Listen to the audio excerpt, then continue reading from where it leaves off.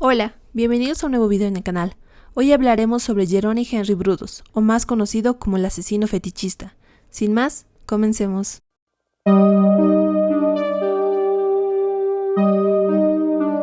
Jerome Henry Brudos, o más conocido como Jerry Brudos, nació el 31 de enero de 1939, en Webster, Dakota del Sur. Fue el menor de 4 hermanos varones. Durante su infancia se mudó varias veces de hogar, ya que su padre cambiaba de trabajo. Su padre tenía 2 o 3 trabajos a la vez. Esto provocó que él no estuviera mucho tiempo en su casa, así que Jerry se crió con su madre, Aileen. Se decía que ella quería a una niña, y por esto a veces vestía a Jerry de mujer. También ella ejercía varios maltratos al niño, tanto físicos como psicológicos. Uno de sus primeros actos que mostró sus extraños gustos fue cuando él tenía 5 años, y cerca de su casa en un basurero encontró unos tacones de mujer. Él los recogió y se los llevó a casa, donde se los puso, y fue descubierto por su madre Aileen, la cual lo regañó y le pidió que se deshiciera de esos tacones, pero mintió y los guardó debajo de su cama, donde eventualmente los sacaba a veces y se los ponía. Su madre lo volvió a encontrar, y esta vez ella, muy enojada, agarró los tacones, los llevó al jardín y les prendió fuego, todo delante de Jerry. Ya en 1959 se mudaron a una nueva casa en Oregon, donde tenía unas vecinas, a las que les empezó a robar la ropa interior. Estos robos llegaron a la policía, la cual tendría que investigar estos hechos. Pero Jerry aprovechó esto y convenció a una de sus vecinas para que fuese a su casa, con la excusa de que él le ayudaría con la investigación. Ella fue a la casa de Jerry. Él le abrió la puerta y luego Jerry se fue a otra habitación, en donde él se colocó una máscara y volvió donde la chica, y él empezó a gritarle para que ella se desvista, y luego le tomó fotos. Jerry se fue otra vez a la habitación, quitándose la máscara y volviendo donde la chica, diciéndole que un hombre lo había agarrado y lo había atado, y que él no era el que le había hecho esas cosas. No sabemos si la chica, por miedo o porque le creyó a Jerry, no lo delató. En otra ocasión se encontraba con una chica en su auto y la llevó a un lugar lejano, donde quiso obligarla a quitarse la ropa, pero ella no accedió. Él, enojado, la sacó del auto y le empezó a golpear y gritar. Esto lo oyeron una pareja que pasaba por ahí, los cuales llamaron a la policía. Por este acto llevaron preso a Jerry. La policía decidió registrar la habitación de Jerry, donde encontraron ropa interior de mujer, tacones de mujer y también las fotos que le había sacado a su vecina. Ellos interrogaron a la vecina y ella contó todo lo sucedido. Pero la policía vio que trataba con un adolescente con problemas, tal vez mentales, así que decidieron llevarlo al Hospital Estatal de Oregon, con fines de rehabilitarlo. Tras 9 meses lo dejaron en libertad, en enero de 1957, con el diagnóstico de esquizofrenia, pero los psicólogos aseguraron que él podía hacer una vida normal. Él volvió a un instituto en el que estudió electrónica, luego se graduó, pero no pudo obtener trabajo, así que en 1959 él se enlistó en el ejército. Pero un psiquiatra dijo que él no era apto, así que lo expulsaron, y por esta razón él volvió a vivir con su familia, donde su madre se portaba muy fría. Esto provocó que él también volviera a robar ropa interior de mujer y atacar a mujeres. Él empezó a trabajar como técnico en una radio local. Es aquí que un amigo del trabajo le organizó una cita con una joven de tan solo 17 años, llamada Ralphine, con la que inició una relación, en la que ella quedó embarazada. Los padres de ella no aceptaban la relación, pero por el embarazo tuvieron que estar de acuerdo. Es así que ellos dos se casan, ella tan solo con 17 años y él de 23 años. Se dice que Ralphine al principio aceptaba todo lo que Jerry le pedía, ya que éste le pedía cosas muy raras, como que ella limpiara el hogar y cocinara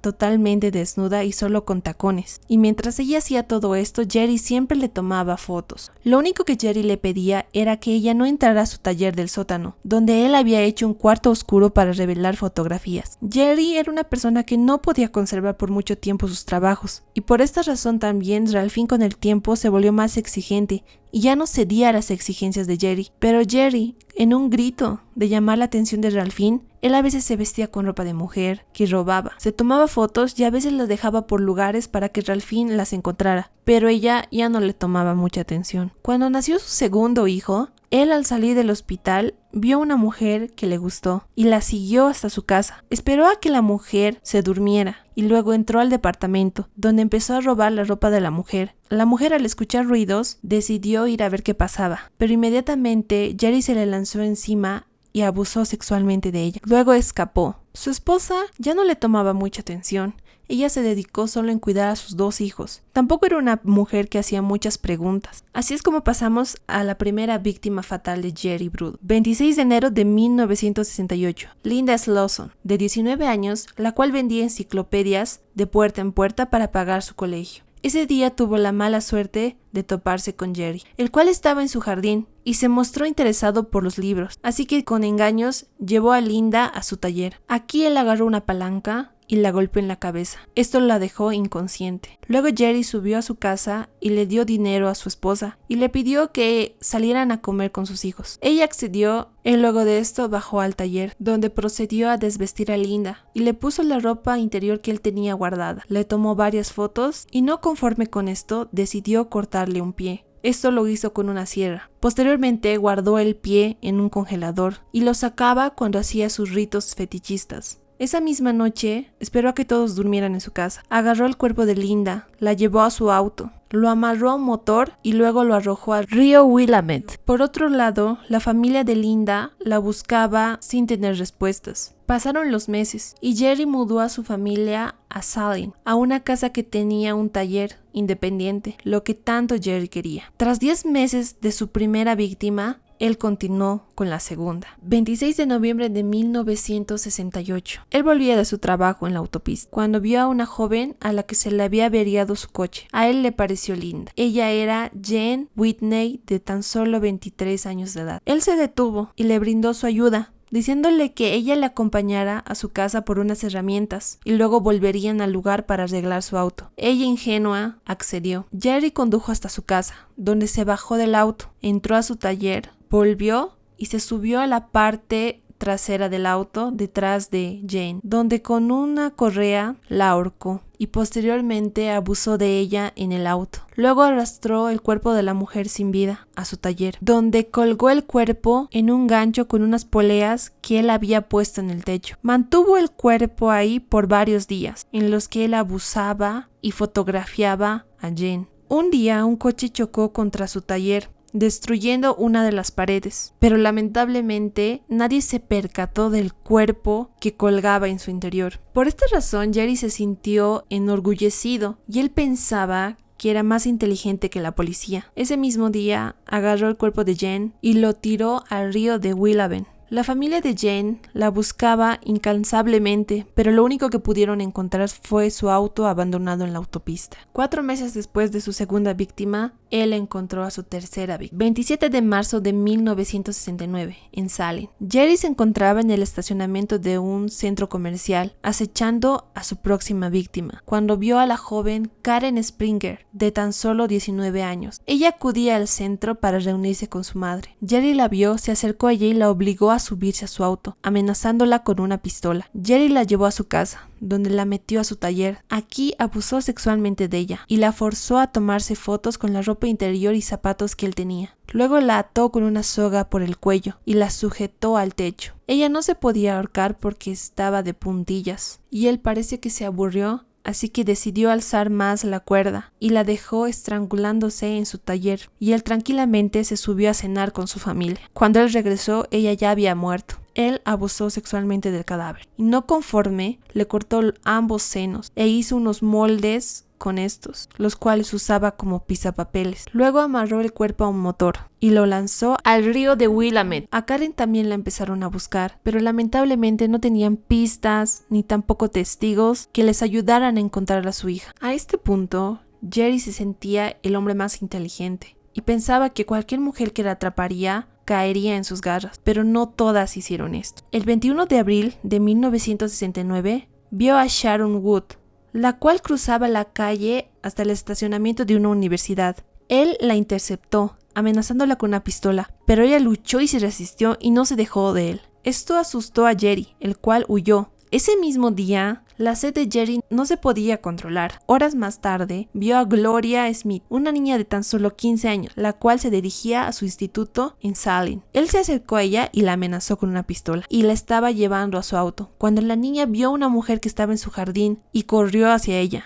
Jerry, asustado, huyó del lugar. Todos estos actos no fueron relacionados inmediatamente a los casos. 2 días después, 23 de abril de 1969, Linda Sally, de 21 años, acudía al centro comercial de Porton a comprar regalos para su novio. Cuando ella ya salía del centro comercial y se dirigía a su auto, Jerry la interceptó. Pero esta vez, él no quería correr el riesgo de que su víctima se resistiera. Él aquí se acercó a Linda y le dijo que era un policía y que estaba investigando varios robos que habían ocurrido en el centro comercial, y Linda, ingenua, aceptó subir al auto de Jerry. Él condujo hasta su taller, luego la sacó del vehículo y la ató y la dejó ahí. Él se fue a comer. Cuando volvió, ella seguía atada y no había hecho nada para escapar. Tal vez ella pensaba que él la iba a soltar. Luego de esto, la ató al techo, la desnudó y le tomó varias fotos. Luego, como siempre, él se aburrió y la asfixió. Luego también abusó del cuerpo. Pero aquí ya se prendió otras luces en Jerry,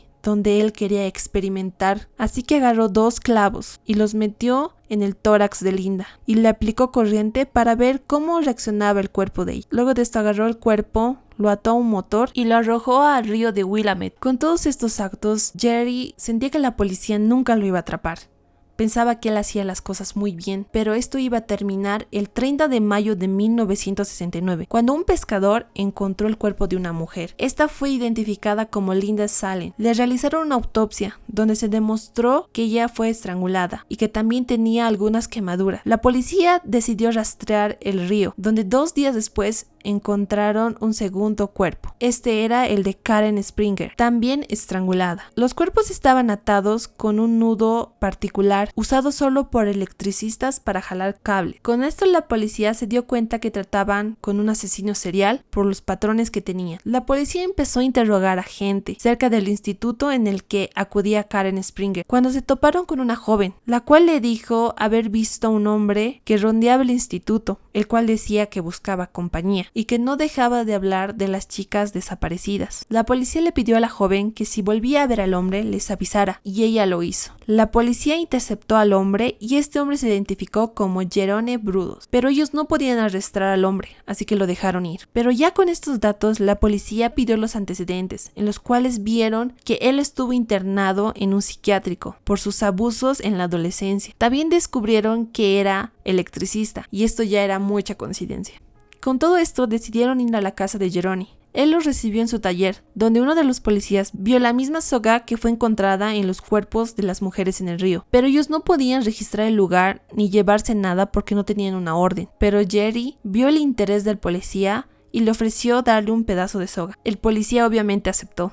Aquí podemos ver que Jerry se sentía muy inteligente, ya que él no tenía miedo, pensaba que a él nunca lo iban a encontrar. Este trozo de soga fue llevado a los forenses, los cuales afirmaron que era la misma soga. Pero también Jerry con esta visita se alarmó y llamó a su abogado, el señor Daly Drell, el cual le aconsejó que se calmara, ya que no lo podían culpar sin pruebas. Pero igualmente Jerry empezó a limpiar todo. La policía no podía registrar el hogar de Jerry sin pruebas y necesitaban investigar más. Cuando se dieron cuenta que estos asesinatos tenían coincidencia con los intentos de rapto que había pasado en abril, entonces la policía decidió llamar a la joven de 15 años a la cual Jerry intentó secuestrar. A ella le pusieron varias fotos en la mesa para que reconociera a su secuestrador, y esto funcionó ya que ella reconoció la foto de Jerome Brudos. Con esto la policía podía arrestarlo por un intento de secuestro y luego allanar su casa. Es así que el 30 de mayo de 1969 fue arrestado. Los policías dicen que cuando le dieron la ropa de la cárcel vieron que él llevaba panties de mujer y que Jerry dijo que él se sentía cómodo con esto. Inmediatamente Jerry llamó a su abogado, el cual fue a la prisión, y ahí Jerry le confesó todos sus crímenes en una sesión que duró alrededor de 5 horas. Su abogado le aconsejó callar y guardar algunos detalles para tener una buena defensa, y podían alegar algún trauma o problema psicológico en él. Así que luego de esto Jerry pasó a una sala para hablar con un policía. Aquí Jerry se quería sentir el hombre más inteligente, quería desviar del tema. El policía se hizo su amigo y con esto Jerry no pudo contenerse y se empezó a hartar de sus crímenes y lo confesó todo, detalle a detalle, víctima tras víctima. El policía dice que él no tenía remordimientos, no mostraba nada de arrepentimiento. Con esta confesión, la policía pidió una orden de cateo para su casa. Allanaron su casa y su taller, recogieron varias pruebas y en esta encontraron las fotos de todas sus víctimas. En algunas ellas estaban vivas y en otras muertas. En una de las fotos se pudo ver que Jerry puso un espejo debajo de la zona íntima de una de las mujeres y al tomar la foto él se vio reflejado en él. El abogado de Jerry trató de sacar una petición de demencia, pero todos los psicólogos que vieron a Jerry decían que él no estaba legalmente loco. Es así que llegamos al 27 de junio de 1999. Jerry tuvo una audiencia en el condado de Marion. Los cuerpos de Linda Slawson y de Whitney no fueron encontrados, pero hicieron todo lo posible para culparlo de 3 asesinatos, en los que él se declaró culpable. Por esto fue condenado a 3 cadenas perpetuas, con al menos 36 años de cárcel para luego él poder apelar. Su esposa también fue acusada como cómplice, pero ella fue encontrada inocente. Ella pidió la custodia de sus hijos y se fue de la vida de Jerry. Jerry fue llevado a la prisión de Oregon. Durante años intentó apelar su sentencia. También se dice que él fue blanco de ataques por otros presos, pero con el tiempo esto fue calmándose. También él pedía catálogos de ropa y calzados de mujer por correo y los guardaba en su celda. Esto fue una manera en la que él continuaba con sus fetiches. Y es así que la insignificante vida de Jerome Brudos llegó a su fin el 28 de marzo del 2006, donde murió a sus 67 años por un cáncer. Es así que llegamos al fin de este caso. Es lamentable que 2 cuerpos de las 4 víctimas no fueron encontrados, más que todo por la paz de su familia. También es muy asqueroso todo lo que él hizo con las víctimas, cómo las trataba como objeto y cada vez su sed de sangre se iba achicando. También podemos ver esta red, cómo se teje un asesino serial de niño, porque yo pienso que si a él lo hubieran ayudado cuando él era pequeño, que su mamá le hubiera hablado, tal vez él quería vestirse de mujer y tampoco tiene nada de malo, pero al ella prohibirle esto y tratarlo de esa manera, él empezó a sentir esta clase de fetiches, esta clase de sensaciones a lo prohibido y esta sed poco a poco fue creciendo, con cosas pequeñas se fue agrandando hasta matar a personas. Déjenme